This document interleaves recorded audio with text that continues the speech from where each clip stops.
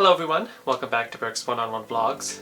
Similar to my last video on World War II weekend, I'm doing a little bit of a video section of myself here. I've heard some good feedback on that, so hopefully you guys don't dislike this. Today I'm going to be speaking about the Berks County Fair, which took place from July 9th through 12th last week, and I have some thoughts on it. I should say right now that I do not have any problems with anyone involved with the Berks County Fair. And this is not a critique video in the sense that I think it was a bad event, or in the sense that I feel like it's justified for me to call it out in any way, because that's silly, and that's not what this channel is about. I know a lot of you who are subscribed have no interest in that, and that's fair, because I don't know why you would. For the most part, I have refrained from really putting in any critique into my videos, because to me the whole point of this channel is A, to document things, and B, as just sort of a general here's what happened, here's what these events are about, for anyone who'd be interested in going to them into the future. And as a result, I don't like inserting my opinions on each event, or even really the opinions of people who went. The only reason I'm saying anything at all is because I think that there are some slight changes that could be made to make it better, and that is the only reason. It's not because I think it's bad, it's not because I even think that they need to hear this. It's just because I have a little bit of advice. So starting off with just a simple thing, websites.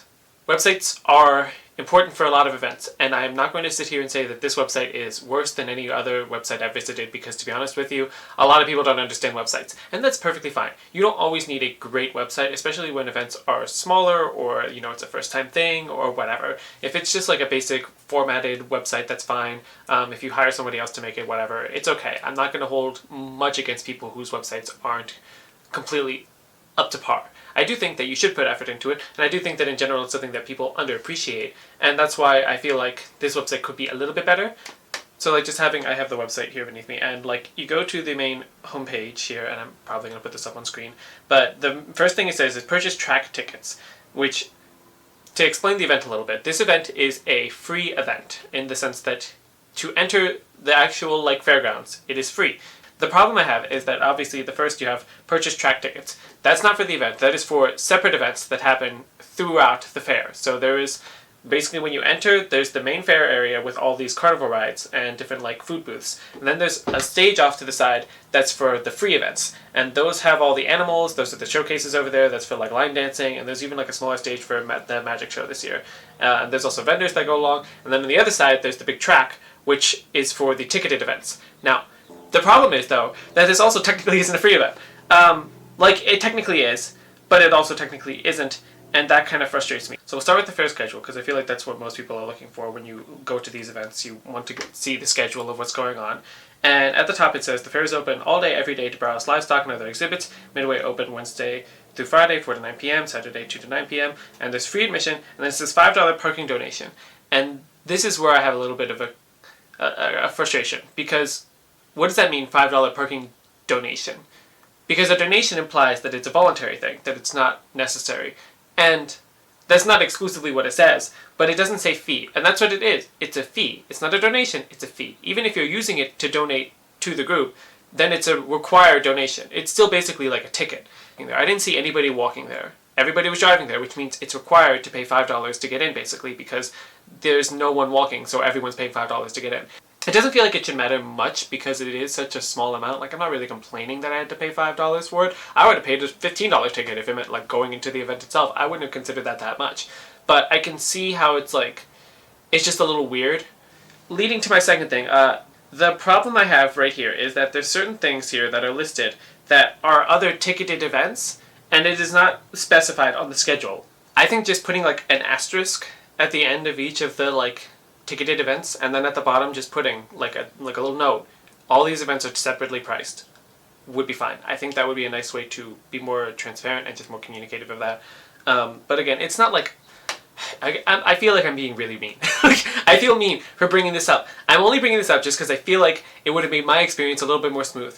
As far as what happened at the days that I went, the first day I went, I got to see the hay bale toss. I thought that was cute. There were kids throwing the hay bales. I thought it was nice. It was a simple little thing, but it was definitely a very family-friendly thing. Walking through the different areas, the actual livestock, that not many people were willing to seem ready to talk about it. Again, like I said, I think a lot of the people that were there were families, friends of people who were part of the show itself, and as a result it felt like a lot of it was like people would have like their animals set up, and then they would leave like one kid there to sit and watch the animals while the rest of them went around to do the games, which is fine, but then I didn't have anyone to ask about the animals because I wasn't going to ask like the children, even if they were knowledgeable, because a lot of the kids seemed like they knew what they were doing. But it's, you know, kids aren't very good for camera. Not that all adults are, but like, you know, kids kind of struggle with cameras more than the adults do. So I didn't want to like go up to them and be like, can you be on my video? But yeah, beyond that, like going to the room with all the prizes, there weren't many people in there. Like I did talk to the beekeeping group, and that was nice. My name's Carl. I run Canal Trail Bees. The table belongs to the Berks County Beekeepers Association. And we come to the fair to provide information about bees, and we bring a frame of bees, so we let kids try to find the queen, and we explain the different things going on a frame, and yeah, it's just basically hang out for a few days and talk bees. I was a reptile keeper for 30 years, and I just kind of got tired of that, and I always wanted to try bees, so I got a couple hives, I killed them first winter, and learned from my mistakes, and I'm in my 6th year now, and I have 54 hives now. So our vice president is friends with someone involved in the fair, and we just went from there. And we also have honey entered in the contest, so our members enter honey, and we sponsor one of the categories this year. So, and we're local. The Ag Center's quarter-mile over here, so it just works for the club. Join our club. We have meetings the 3rd Wednesday of every month at the Ag Center. You'll learn a lot, and you get to talk to experienced people. You're not watching videos on TV where you can't ask questions. Here it's a polite group of people who have a good time talking about bees, and it's a fun group to be a part of. We have a website, Berks County Beekeepers Association, or bsba.buzz. They can go to that site and find out everything they need. Yeah, I mean, in my opinion, everybody should try beekeeping, even if you have a little tiny backyard. Try it. There's nothing wrong with trying something one time. It might turn into a lifelong hobby that you never realized you should have started 20 years earlier. But otherwise, no one seemed really like ready to volunteer information about like what was there. There were like boards and like displays and stuff like that, but no one really to like talk about it, and that was kind of odd. I don't know if, again, maybe it was just both times that I went, they were both bad days for that, and they were more present in the first 2 days. If so, my bad. But it is weird to have an event go on for 4 days and then not have that be a consistent feature. Just, again, in my opinion. Otherwise, there was a magic show. I did not get to see. I saw part of it. I didn't get any footage of it. I did see like a little bit like off to the side of it, and that looked fun. There were like balloons making stuff, and there were different people selling food and stuff like that. There were people I recognized, some I didn't. Wayhar Farms was there. I love them. And then there was like, you know, the usual carnival rides, and that's fine. Kids love carnival rides, and that's very simple. I think that works perfectly. It's a fair. It's fair rides. That makes perfect sense. Same with the food and stuff like that. It was nice to see some people with local businesses, and other times it was just like, you know, food carts. How you doing? I'm Steve Greco. I'm the owner and operator of the Sandwich Joint. We operate out of Burnville. We have a little food truck in a building, and we serve unique hand meals that you don't really find anywhere else. We have sandwiches. So we have loose meats like Sloppy Joe's and his Italian cousin, Messi Giuseppe. We have chopped cheese and pulled pork. We also have Italian specialties like meatball parm and sausage sandwiches. If you're just going to try one thing, try our bacon wrapped hot dogs. You'll love it. This is our 2nd year open. We're on Facebook, Instagram, TikTok. We inquired. Last year we were here at their Fall Fest, which was actually wonderful. And we asked them about if they had a county fair, and they invited us for this year. As for the next day, I went, there was the fitting competition and then the final showcase, and that was also neat. It was nice to see how people are moving around with that kind of stuff. Like, I won't pretend that it wasn't an interesting experience, but I also am aware that I'm also the kind of person who would probably be more interested in this stuff than the average person. I think that's why I think you should have had someone to explain what was happening, because for me, I'm the kind of person who wanted to ask questions, who would have said like, hey, what's this do? What's that do? And I'm willing to sit through the whole event to see if that ever gets explained to me. I don't think other people would be like that. I think some people might go, have those questions. If they're not immediately answered, then they would get bored and leave. And that's just because some people aren't as interested in farm life as I am, to the extent that I would have like stuck around. But also I do a channel where I specifically like to sit down and ask people questions. So the different demographics, but I do think that the vast majority of people might have benefited from hearing more detailed explanations from what's going on, without just like generally saying that they're doing a competition right now and then not really going any further into that. Hi, my name is Tammy Blatt. I'm the ag director here at the Berks County Fair. I'm with Michael Butts and Madeline Gruber. They were our judges. This was our first annual team goat and beef fitting competition. So what we did here was we had some older team leaders or older members help younger members learn how to fit a goat or a steer, and also learn how to show it. What I mean by fitting is accenting its good qualities and trying to cover up its bad qualities. We use like a glorified hairspray adhesive. It's called an adhesive that we use to put their hair in place where we want to hide the bad spots and accent the good spots. We also use sprays to make them shine and different things like that. Clipping at different spots to make them look more presentable and blend the fitting areas in. So we gave 4 awards away to our 7 goat teams, and then we only had 3 beef teams, but they all did a very good job. Next year we're going to do our dairy beef and our sheep. They just walked around to see how well the hair was blended in, how shiny it was, and then as far as showmanship, how well the kids could handle the animals, set their legs in place. Usually through a 4-H or an FFA program. Each one of these teams had, one of the team members had to have an animal here at the fair in order to compete in the competition, because we didn't want any animals getting hurt or some marks made on them that they didn't approve of. You can go to our website if you'd like to volunteer or become a member here at the Berks County Fair, or your local FFA chapters are usually through their middle school or their high school, and the 4-H, you would want to contact your local 4-H. Here it's the Berks County 4-H, but there's Lebanon, Lancaster, so you'd have to check with your local extension office. Otherwise, the petting zoo was very nice. That was honestly the highlight of the day. I went to the petting zoo, and I originally was just gonna like talk to the organizers and get some like outside shots, but they were very insistent that I come in and pet the animals, which is nice because I haven't really gone to many petting zoos. I don't think if any in my life. I've been to like farms, but I've never like walked into the pens and like held animals before, so that was fun. It was very nice to talk to them and very nice to be able to hear about all the different animals and stuff like that, and you'll see the footage of that. My name is Liam. My fiance Tom and I started this business last February. We are out of Coatesville in Chester County. I actually came here when I was a kid, so I wanted to give my fiance the experience of coming to the Reading Fair as well, and bringing the animals here. It's just fun to be able to go and do as a family, and everyone loves animals. The last week of March, we actually had a bonfire mishap because it had just dipped down to 23 degrees that night. So we turned the heat lamps that we've been using all winter back on. And this mama right here, Miss Fawny, she accidentally ripped down the heat lamp. So it was her and her son Kazam, who's right there, and Brownie. If you want to come over here. This is Brownie here, and you can see she's still beautiful, but her ears got burned off. She got some burns on her mouth, and her teeth got burned because the 3 of them were in the one barn that we had for maternity barns, what we called it. Not maternity, but for the babies.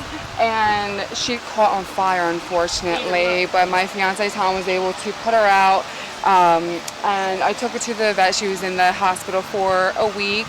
And she came, there's a point where we thought we were going to lose her just because she wasn't able to eat by herself, and it's very expensive to have an IV'd animal.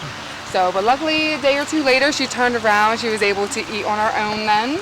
And she came home the following week, and she ended up having her baby the next day. Yes, my love. She's always disappearing. Say hi, Phoenix. So I had to name her Phoenix because of the meaning behind it.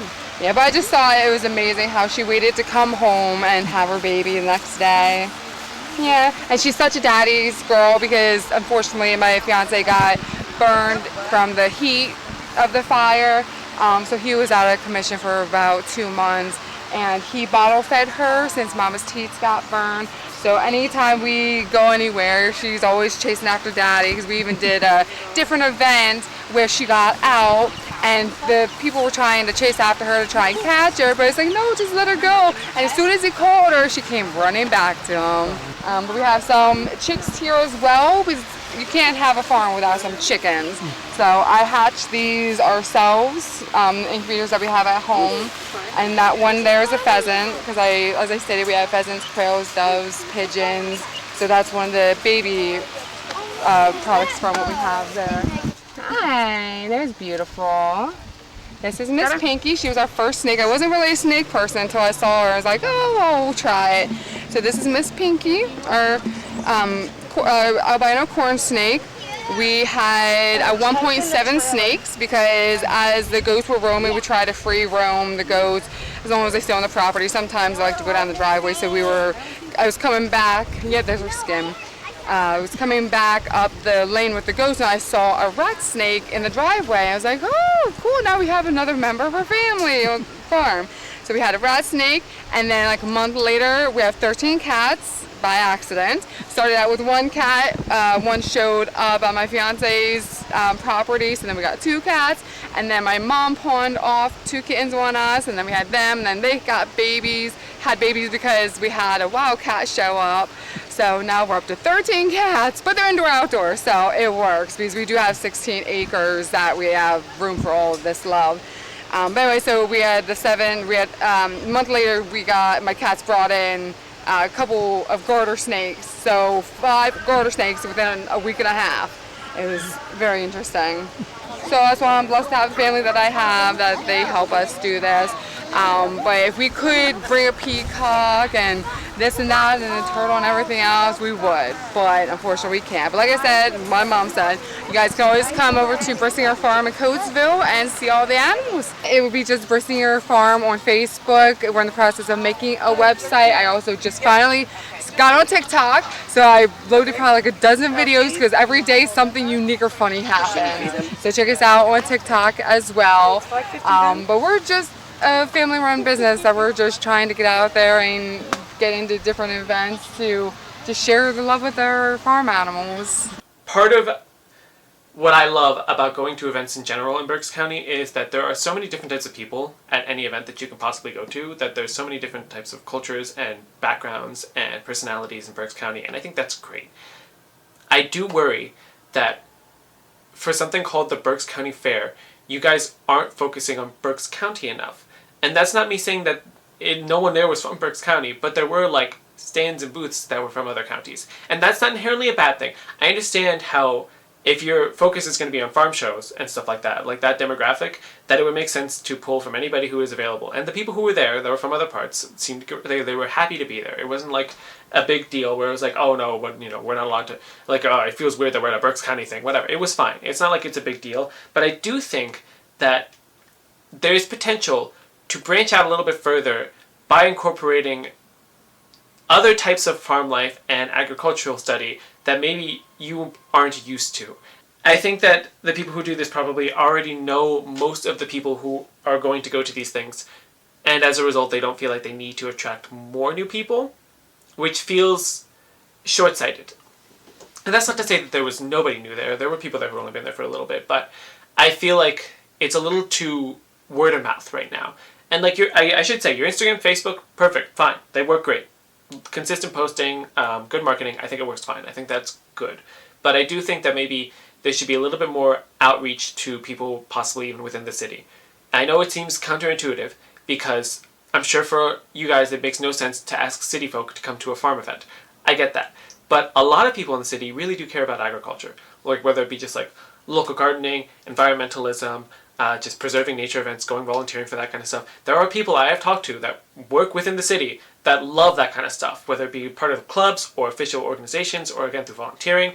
They love that kind of stuff, and I think your event would be great for that. I know for me personally, my family took us to the farm show. There's a reason I did a video on it. It's because we went to the farm show a lot as a kid. We didn't grow up on a farm. We didn't grow up in the rural areas of Pennsylvania. We lived in the suburban areas. We didn't do any sort of farming, but we still went to it because being part of Pennsylvania, you know that's part of Pennsylvania. Living in Berks County, you know that that's part of Berks County. We all go to the farmers markets. We all know that like this is part of Berks County. So we all have a little bit of an interest in it, and not everybody. But point is that there are people within the city that I'm sure would be happy to be part of this event, and I feel like I don't know if they're intentionally excluded. I don't think that's fair to say. I'm not trying to imply that. I just think that there is a very specific demographic of people that went there that felt like they were very much on the rural ends of the county, which I get makes sense, but it felt very isolated as a result. And even going there, a lot of the showcases that I saw, I didn't know what was going on. Like, just to be completely frank, I had absolutely no idea how any of these showcases went. I went and I sat down and I watched as people just sort of walked around the animals, and I thought to myself, this looks interesting. I wonder what that is. I wonder why they have this big, like, staff that they're, like, prodding animals with. I wonder what they're doing there. Why are they scratching the underbelly of the cow? That'd be interesting to hear. How is this, like, fitting work? And, like, no one was saying anything. And I don't know what the process is for, like, announcing or anything like that, but I feel like there could have been more effort put into communicating to anyone who it doesn't live on a farm and doesn't know what this stuff is, what's happening.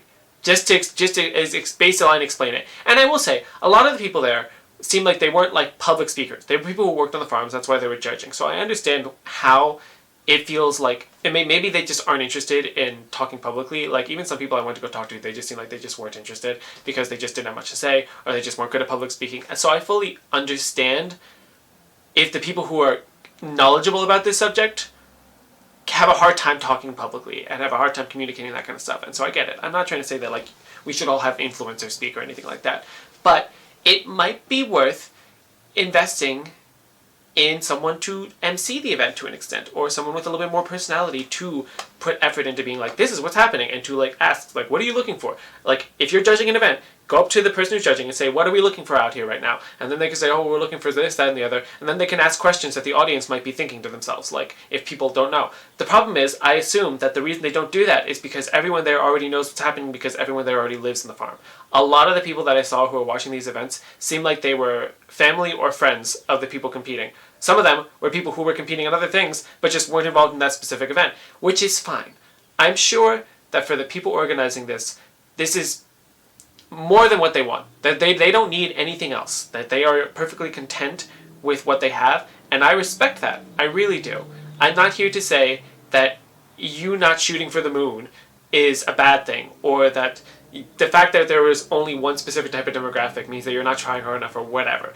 I'm just saying that from my perspective, as someone who had not gone to this event before, I didn't feel very welcomed. And not in the sense that people didn't want me there. I think that the people who I talked to were very happy to have me there. A lot of people were great. I have absolutely no issues with the people who were organizing the event in terms of whether or not they were friendly. I just felt like no one was presenting anything as though they were new people that should be there. It felt like everybody kind of already knew who was there. I don't know. I like to see all events get better over time. I like to see all events in Berks County grow. I like to see businesses grow. This thing has been around for 171 years. It says that it's the second oldest fair in all of Pennsylvania, and I think that's really cool. It's the kind of thing that I feel like lots of people would love to jump on. And if you just want to have it like a simple family event, that's fine. I'm not saying it needs to be the farm show. I'm not saying it needs to be something big and expensive and flashy by any means. But I think that having just like a little bit more of an engagement with how you present it might have been better. And maybe it was more like that on other days. If it was like that for the first 2 days and I just happened to pick the really bad times to go for the last 2 days, that's on me, I guess. But I don't know. I specifically, like, I didn't feel like I was specifically picking a bad time to go. At the bare minimum, maybe we should put more effort into including other people too. Maybe just reaching out to nature organizations or agriculture organizations inside of Reading. I feel like that would help. If not, then it's whatever. You don't have to. But I would personally be all for that. I'd be happy to help you with it, to be honest with you. I mean, like, maybe I wouldn't have the time, but I'd be happy to try, you know? But yeah, so those are my thoughts on the Berks County Fair as far as the actual organizing of it. I hope you guys at least weren't too bored by my rambling. I hope this isn't a terrible video. I really don't want this to be an awful experience. Not that it really is too big a deal right now, but I don't know. I don't want anybody to get turned away from my channel if they watch this and they're like, oh, this guy's just being mean and picking on a fair for no reason. And they didn't even talk to the organizers. Like, I really don't want it to be like that. So hopefully you guys understand where I'm coming from and find this somewhat entertaining. I'm happy with doing this kind of stuff in the future just because I think it's interesting. But if not, then tell me. Tell me that this was bad and you don't want to see any more of it. But do it in a way that feels nice, because otherwise I'll be very upset. But thank you guys for watching. If you want to keep up to date with any other events or businesses that I'm visiting in the future that I don't talk about on the channel, you can always check out my Facebook and Instagram page. There I usually post pictures of, like, you know, if I go to other cafes or buy any crafts, local art and stuff like that. I like to share those kind of things. Also some teases for upcoming videos if I'm on events. And otherwise, subscribe. Obviously that's the best way to keep up to date with my current videos. Make sure you leave a like if you liked it, and comment telling me anywhere you want me to visit in the future or any recommendations you'd have for me. I'm always open to hearing it. Otherwise, I think that's about it. So until next time, this is Berks 1-on-1 signing off.